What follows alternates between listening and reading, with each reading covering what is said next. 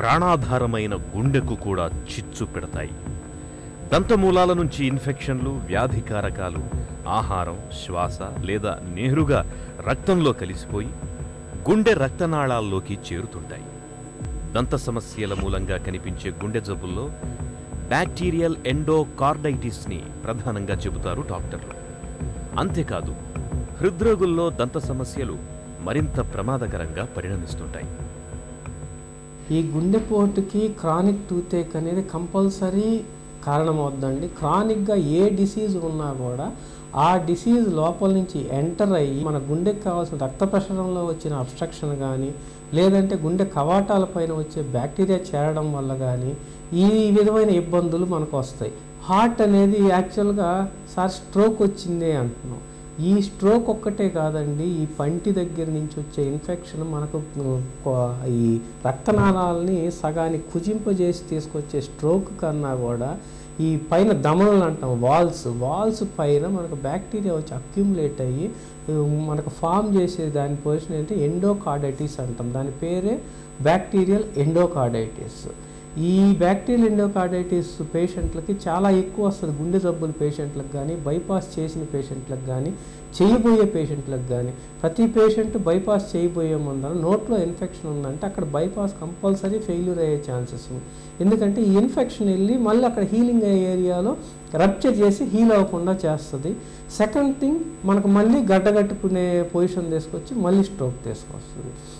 గుండె జబ్బులు ఉన్న పేషెంట్లకి రక్తం పలసబడే దానికోసం మనం ఒక ట్యాబ్లెట్స్ ఇస్తూ ఉంటాం. అది బైపాస్ జరిగిన పేషెంట్లకు కానీ ఎవరికైనా కంటిన్యూస్గా సంవత్సరాల తరబడి ఆ ట్యాబ్లెట్ని మనం ప్రిస్క్రైబ్ చేస్తాం. ఆ ట్యాబ్లెట్ వేసుకున్న అన్ని రోజులు మనకు రక్తం గడ్డగట్టదు. పేషెంట్స్ కార్డియాక్ అని చెప్పకుండా, కొంతమంది హాస్పిటల్స్లో నాలెడ్జ్ లేని వాళ్ళు కార్డియాక్ పేషెంట్కి ఏ విధమైన జాగ్రత్తలు తీసుకోకుండా పన్ను తీస్తే వాళ్ళు ఆ రోజు రాత్రి అంతా సార్ పొద్దున్న లేచాను సార్ మా పిల్లో అంతా రక్తం తడిచిపోయి ఉంది. కారణం ఏమీ ఉండదు, రక్తం గడ్డగట్టేయకుండా ఉండే ట్యాబ్లెట్స్ వాడడం వల్ల. మనం ఏమైనా ప్రొసీజర్ చేయాలంటే మినిమం 3 days ఆర్ 5 days ఆ రక్తం గడ్డగట్టకుండా ఉండే ట్యాబ్లెట్లు ఆపి ట్రీట్మెంట్కి రావాలి. పన్ను పీకితే కంటి చూపు పోతుంది. ఈ నమ్మకం ఇప్పటిది కాదు, తరతరాలుగా మన సమాజంలో పాతుకుపోయి ఉంది.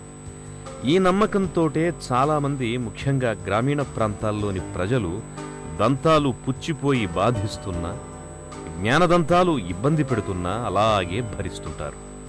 నిజానికి ఈ నమ్మకంలో కొంత వాస్తవం ఉంది, మరికొంత అవాస్తవము ఉంది. కంటి చూపుకు కీలకమైన ఆప్టిక్ నరం పైన ఉండే దంతాలకు బాగా దగ్గరగా ఉంటుంది. ఇలాంటప్పుడు పై దంతాల్లో ఇన్ఫెక్షన్లున్నా లేదా దంతాలను సరిగ్గా తొలగించకపోయినా ఆప్టిక్ నరం దెబ్బతినే అవకాశాలు ఎక్కువగా ఉంటాయి. ఇన్ఫెక్షన్లు నేరుగా కళ్లకు వ్యాపించే ప్రమాదం ఉంటుంది. అలా అని దంత సమస్యల్ని పట్టించుకోకుండా వదిలివేసి ముదరబెట్టుకోవడం తప్పే. ఇలాంటప్పుడు నిపుణులైన దంతవైద్యుల పర్యవేక్షణలో చికిత్స తీసుకోవడం ఉత్తమం.